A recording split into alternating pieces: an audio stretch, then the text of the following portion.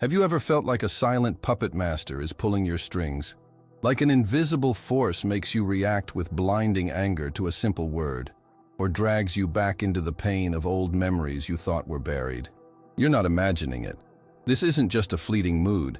It's a deep, powerful part of you that Carl Jung identified as the shadow, the hidden architect of your deepest wounds and self-sabotage. For years, it has been the unseen tyrant controlling your life, keeping you trapped in cycles of pain and anxiety. But what if I told you the cracks are beginning to show? What if the very moments of confusion and internal struggle you're feeling right now are not signs of breaking down, but the first signs of you breaking free? In this video, we will reveal the undeniable signs that your shadow is losing its grip, and that you are on the verge of reclaiming your true self and stepping into a life of authentic freedom. Before we unlock these life-changing secrets, I need to ask you for a small but powerful act. A huge majority of the people who find profound value in these videos are not yet subscribed. If this message is already resonating deep within you, please take a moment to hit that subscribe button and turn on notifications. Don't let the algorithm decide when you get your next piece of guidance. Also, press the like button to signal that this is the kind of content that truly matters. And I have one special request. Let us know in the comments where in the world you are watching from. I want to see just how far Carl Jung's timeless wisdom is traveling to help souls just like yours. Now, prepare yourself. You are about to discover if the reign of your inner shadow is finally coming to an end. The first sign is something so subtle, you've almost certainly mistaken it for something else entirely. Jung said it clearly: enlightenment is not reached by imagining figures of light, but by making the darkness conscious. And making the shadow conscious does not mean exterminating it. It means integrating it. Because what we deny ends up directing our destiny. What we accept accompanies us as a guide. At that point, your way of being in the world changes. It is no longer about becoming someone different, but about removing everything you never really were. The masks you wore begin to fall, not because you tear them off, but because they become unsustainable. They are heavy, absurd, incoherent, and although at first the guilt of no longer being as you were before appears, little by little you discover that this change is the only way to honor your inner truth. You stop justifying yourself, convincing others of your decisions. You no longer need to explain why you let go, why you cut ties, why you abandon old dynamics. You understand that whoever should understand it will understand it without words, and whoever cannot is also fine, because your peace is no longer in anyone else's hands. The shadow, the one that used to hijack your repetitive thoughts, your emotional outbursts, or your silences full of anger, begins to dissolve. It does not disappear because it is part of you, but it transforms. It becomes a sign instead of a threat, a compass instead of a prison. You are no longer afraid to look at it. You can hold the mirror in front of you without breaking, because you have learned to recognize that that reflection is also you. And it is right there where the real transformation begins, not in the flight from pain, but in its integration, not in the noise, but in the depth of your presence. When your shadow stops dominating your energy, you stop surviving and start living. Something very subtle happens. Then, you stop needing conflict to feel alive. You no longer look for drama to justify your intensity. You no longer wear crises as emotional medals. You discover that peace is not boring, that it is not static, but vibrant, because in it, the internal stops fighting against itself. You begin to clearly recognize the situations that used to absorb you. Toxic relationships, soulless conversations, cycles repeated to exhaustion, no longer seduce you, not because you are better, but because your vibration has changed. What used to feed your shadow no longer feeds you. And although it may feel like loss, it is actually liberation. What you used to justify now becomes unbearable. You can no longer lie to yourself. You can no longer pretend to belong to places where your soul does not. Breathe. You prefer silence to explanation, distance to artifice, truth to fleeting comfort. And that is not arrogance, it is maturity. One of the clearest signs of that maturity is the naturalness with which you begin to say no. A no that does not punish or hurt, but that protects your field. A no that used to burn your throat now feels like an embrace to your own essence. That change also manifests in the body. The same body that carried inexplicable tensions, senseless fatigue, symptoms that no one could explain, begins to let go. Your vital energy is renewed, not because you change your diet or start doing yoga, but because you stop spending strength on sustaining roles that were not yours. The body always knew. It always shouted what your mind kept silent. Pain in the throat for not speaking your truth. Oppression in the chest for empty bonds. Anxiety in the stomach for emotions swallowed and never digested. All of that was there, waiting to be heard without judgment.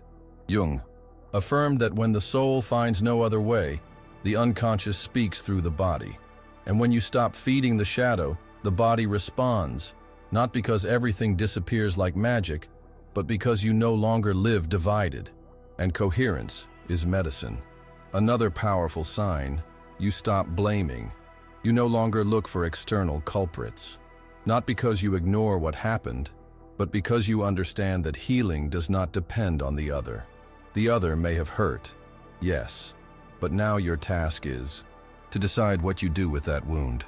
You stop carrying other people's backpacks, of repeating family histories as an inevitable destiny. You recognize the patterns and let them go. You honor the past, but you don't repeat it. You are grateful for the lessons, but you choose differently.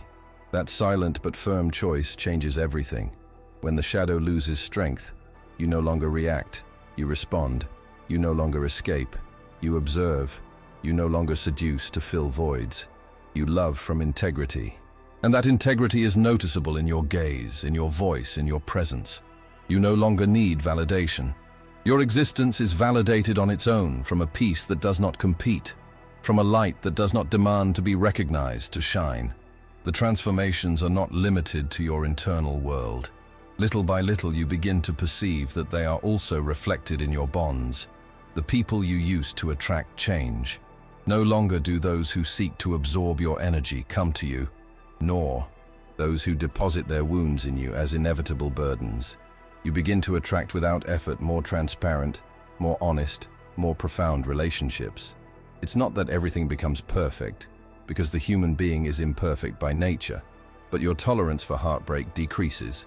Not because you are hard, but because you now clearly recognize what it means to give yourself without reciprocity, and you no longer accept staying in places where your soul withers. What used to seem normal, settling for crumbs disguised as love, enduring absent presences, justifying emotional abuse, no longer finds space in you. And although at first that may feel like loneliness, you soon discover that it is dignity, because the shadow, when it governs, makes you beg for affection. But when you integrate it, you understand that love is not begged for. You give it, yes, but from abundance. And if it is not received, you do not force, you do not pursue, you do not break yourself trying to sustain the unsustainable. Then your language also changes. You no longer speak from the wound, but from consciousness. Words cease to be weapons of manipulation or walls of defense. They become transparent, simple, clear, but never violent, because you understand that the truth does not need to raise its voice to be profound. Another silent movement appears in your relationship with time. When the shadow dominated, everything was haste, urgency, obsession, with immediate results. Now presence takes place. The present moment ceases to be a means to an end and becomes an end in itself. You learn to inhabit the instant with confidence, without demanding guarantees, without obsessing over what will come, and in that openness, you discover that life has a wiser rhythm than your plans. Jung said that the shadow encloses vital parts of our soul that we repress, and by integrating them, we recover clarity and creativity. That is why, at this point on the path, many people rediscover their creative impulse. They paint, write, sing, cook, sew, heal, not to be admired, but to express themselves. Because when the shadow stops suffocating, life itself becomes art, and along with that creativity, another discovery appears. Your energy is not for everyone. Your peace is sacred. Your sensitivity is not weakness, but a radar. You begin to take care of your space as one who protects a temple, not out of fear, but out of respect for what you are cultivating. And people perceive it, even if you don't say it, even if you don't explain it. Something in you radiates differently.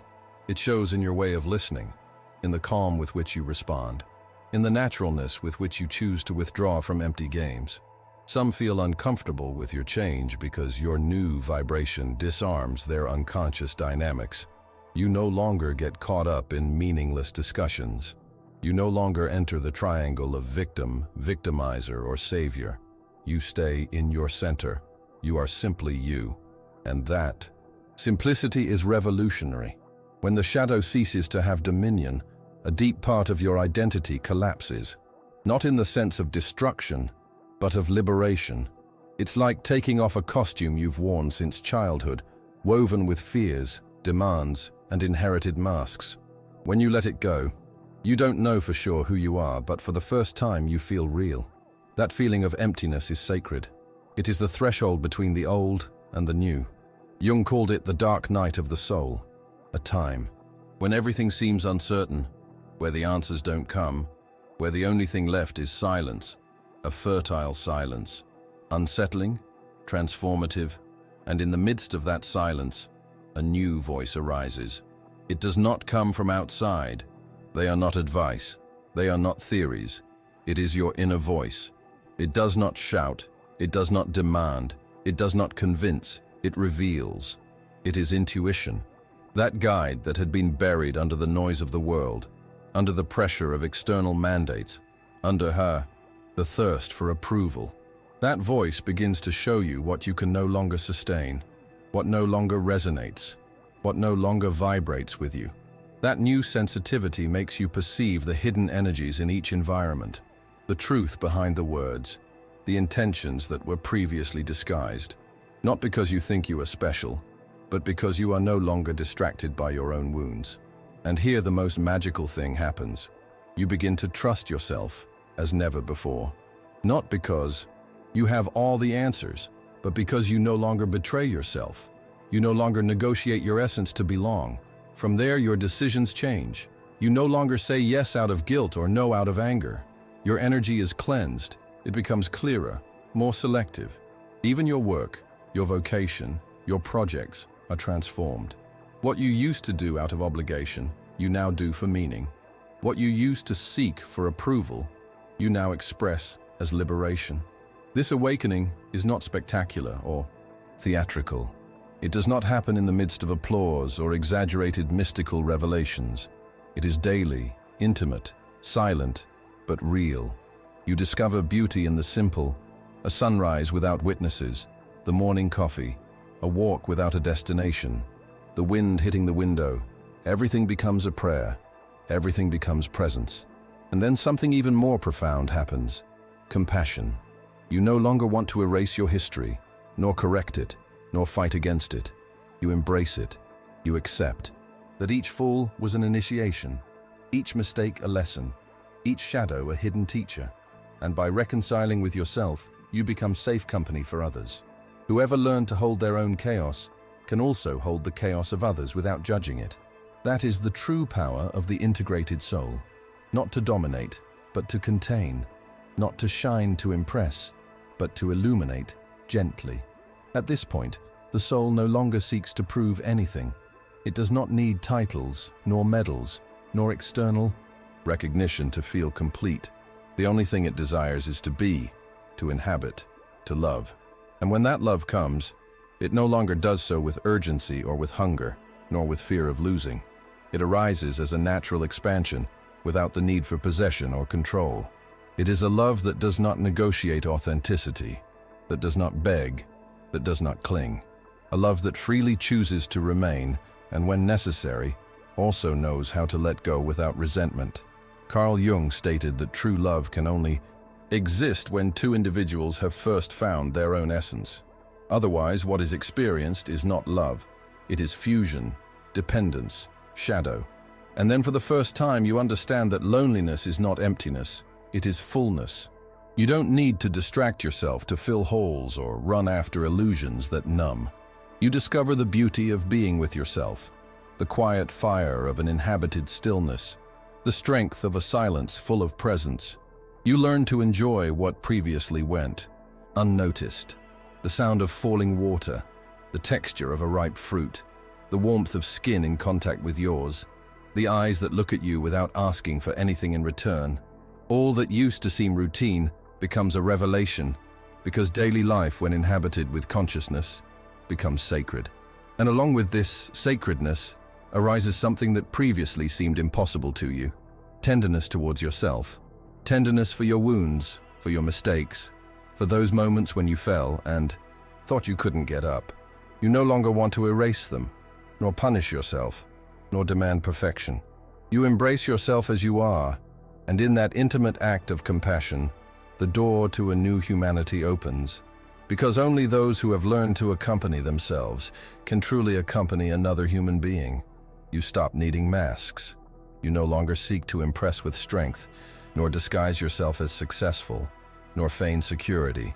You understand that true strength is not in control, but in coherence, in holding yourself even in your fragility, in admitting that you also doubt, that you also tremble, but that despite this, you do not abandon yourself. That is the root of integrity. The integrated soul stops using life as a stage and begins to use it as a temple. It no longer wants to conquer. It wants to inhabit. It no longer wants to demonstrate. It wants to share. It no longer wants to shine to be seen. It wants to illuminate so that others remember their own light. And in that new way of being, the everyday is filled with meaning. Each word becomes a seed, each encounter a mirror, each look a possibility of awakening.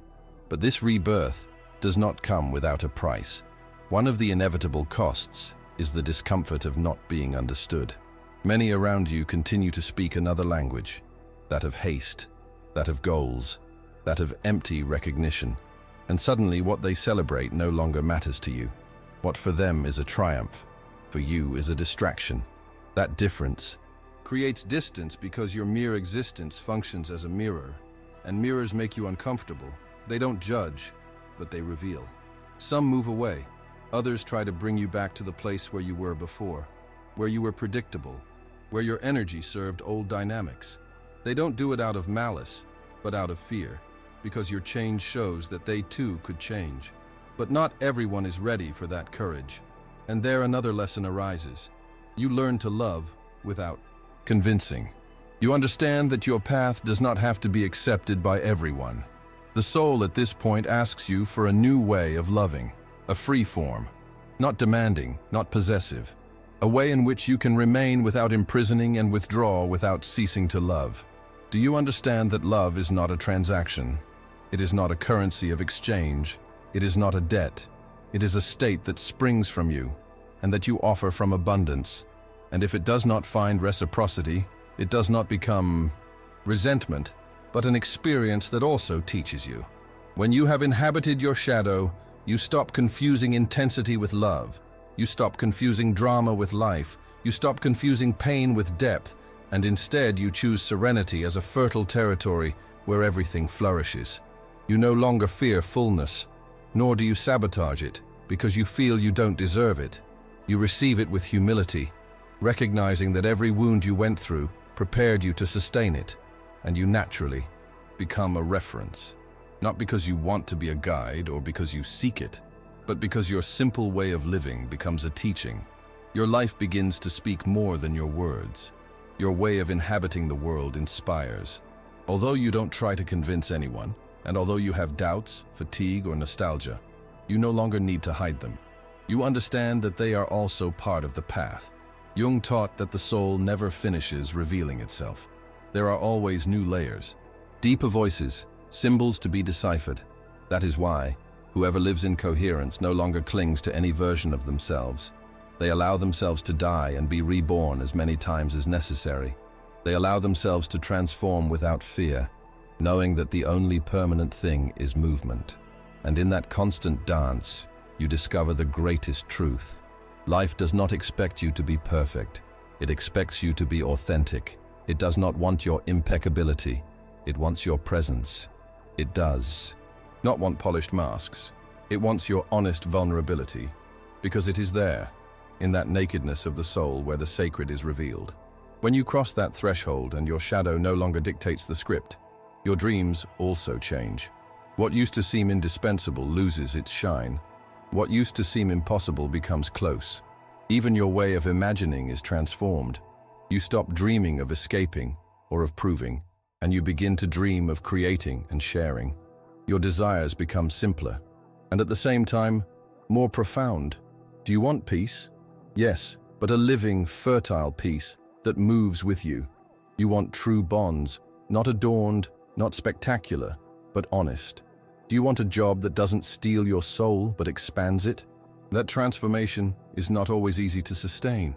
There are days when you wonder if it would not have been more comfortable to stay in the old version of yourself, the one that pleased, that pretended, that adapted so as not to make others uncomfortable. But when you think about it calmly, you know that there is no possible return, not because you don't want to, but because you no longer fit there. It's like trying to go back to wearing a suit that is too small for you. You could do it, but you couldn't breathe. And although the path may feel lonely, you soon discover that it is not. Because as you advance, you begin to meet others who have also heard the inner voice, others who have also dropped their masks. There may not be many, but you recognize them right away. They don't make noise, they don't show off, they don't look for followers, they simply inhabit their truth, and that resonance feels like home. It is then that you understand what Jung said about the collective unconscious, that your healing is not only yours. Every time you choose to be authentic, you also free others from the obligation to complete you, to sustain characters to please you. Each step you take opens a space in the collective memory, a silent reminder that it is possible to live in another way. Your body also begins to speak in a new language. It no longer only manifests repressed tensions, it also becomes a compass. Physical discomfort becomes a message. Fatigue becomes a sign. Sudden vitality becomes confirmation. Your body is transformed into an oracle, an ally that continuously whispers to you where yes and where no. And here an essential learning appears: trust in life. Before, under the dominion of the shadow, you sought guarantees, certainties, complete maps. Now you learn to walk with small signs, with intuitions, with synchronicities. You discover what Jung called synchronicity, those apparently casual events that are actually messages from the soul, invisible connections that confirm that you are going in the right direction.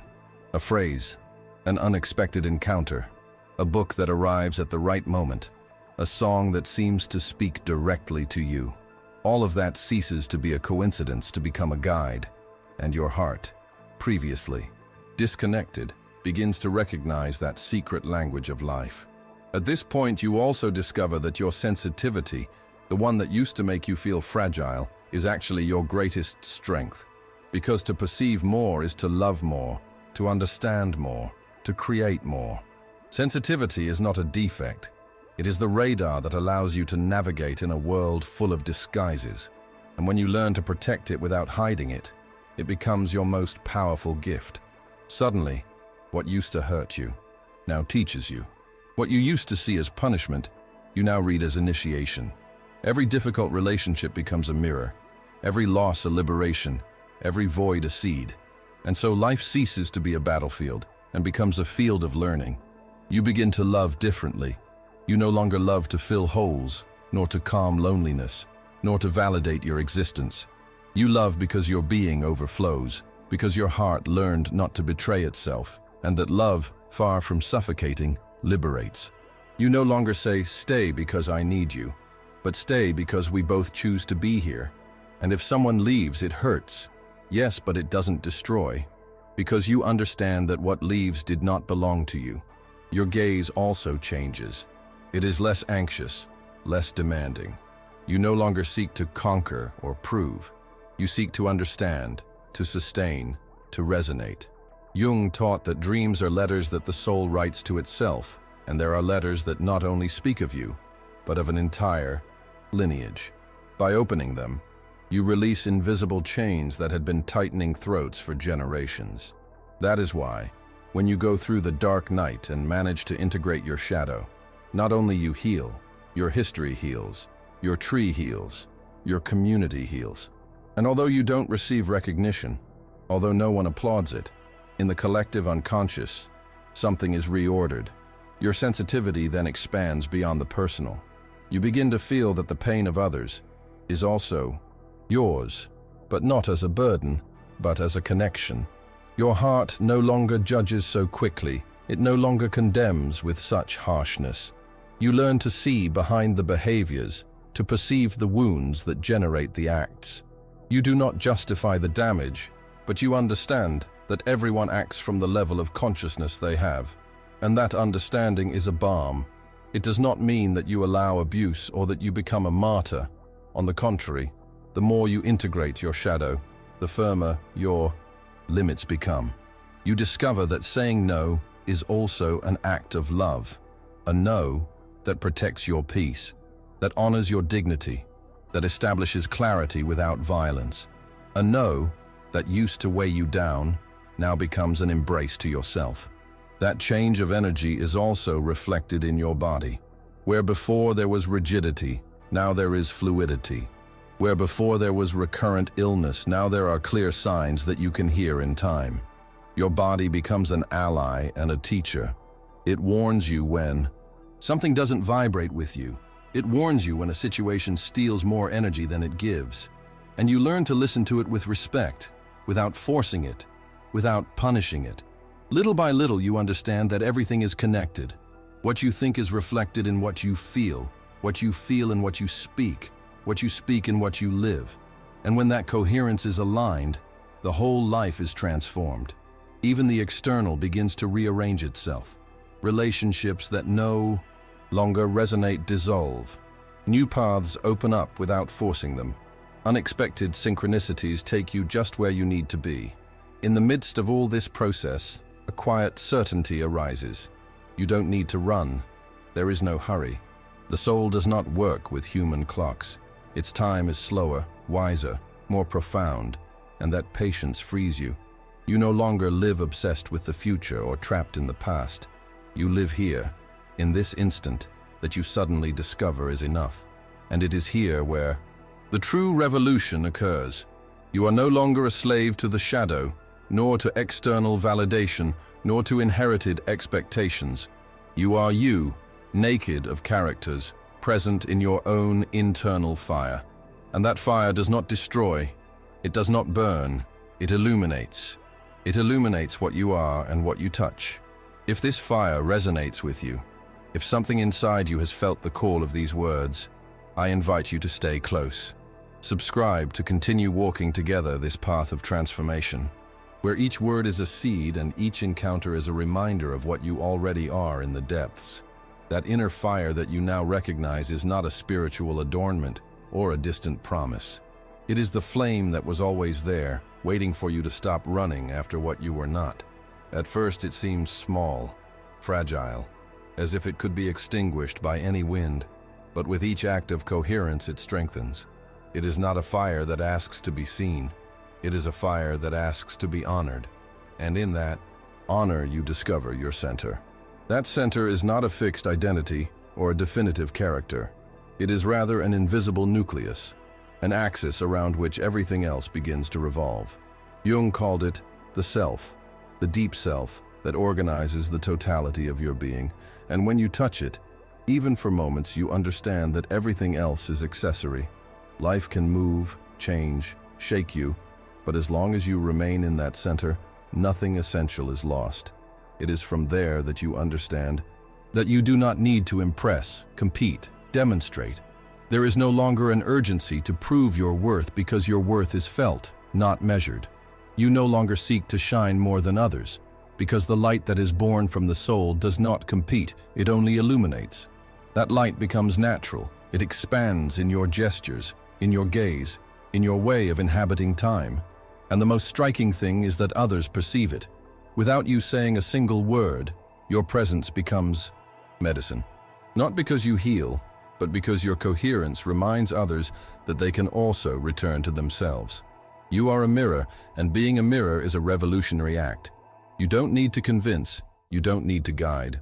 Simply by being authentic, you awaken dormant memories in those around you. In that state, relationships change radically. You no longer accept bonds that ask you to renounce yourself, nor do you stay in places where there is no reciprocity, but at the same time, you stop, carrying unrealistic expectations about others. You no longer ask for perfection. You ask for truth. You no longer seek overflowing intensity. You seek presence. And that presence, although it seems simple, becomes the basis of a deeper intimacy than any promise. Love, at this level, ceases to be a contract and becomes an encounter where both souls choose each other from freedom, where each yes is born from the heart and each no is an offering to integrity. Love is no longer a fusion that annuls, but a dance that respects, and if it ends, it does not feel like failure, but a fulfilled cycle. This way of loving disconcerts the world because the world is accustomed to loves that enclose, that demand, that mark territory. You, on the other hand, learn to love by letting go. You learn to hold without squeezing, to care without controlling, to remain without possessing. And that way of loving, although different, is the most faithful to the soul.